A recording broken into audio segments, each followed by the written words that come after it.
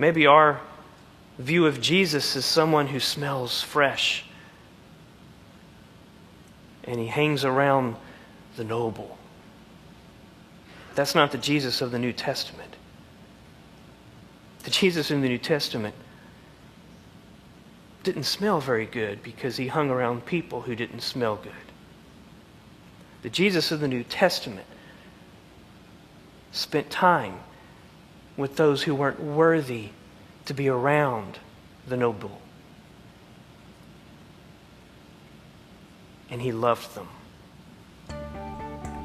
He loved them so much that he sacrificed his life for them, and he died for them outside the camp. And this next verse is the reason why I'm convinced the phrase outside the camp will change your life, because it's in the process of changing mine. Verse 13 of Hebrews 13. Therefore, let us go. Let us go forth to him. Where? You tell me. Outside the camp. Bearing his reproach. Let us go to him outside the camp and be willing to sacrifice as he did.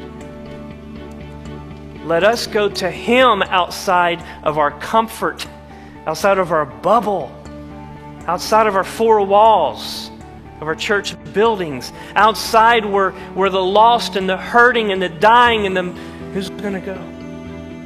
You know, this is not a recommendation from the writer of Hebrews. This is not if you don't mind, would you? This is not I hope you would go. This is a commandment, ladies and gentlemen. Therefore, go forth to him outside the camp and be willing to risk it all. So my question is, folks, are we willing to die for the bubble?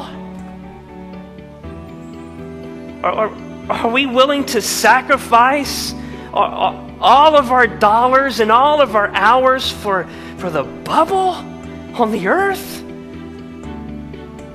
Is this is what life is? As long as I pay my bills and get my boat? You know, in 2009, churches in the United States of America spent $220 billion on the facility. Church buildings. Now, I'm not saying we shouldn't spend money on church buildings, but $220 billion.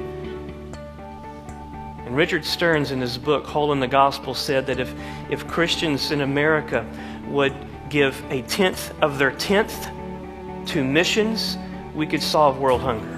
That's one thing I love about Child Evangelism Fellowship. We train teenagers in the spring and the summertime to take the gospel and go to where the kids are, on their turf and their daycares and their apartment complexes and their neighborhood parks.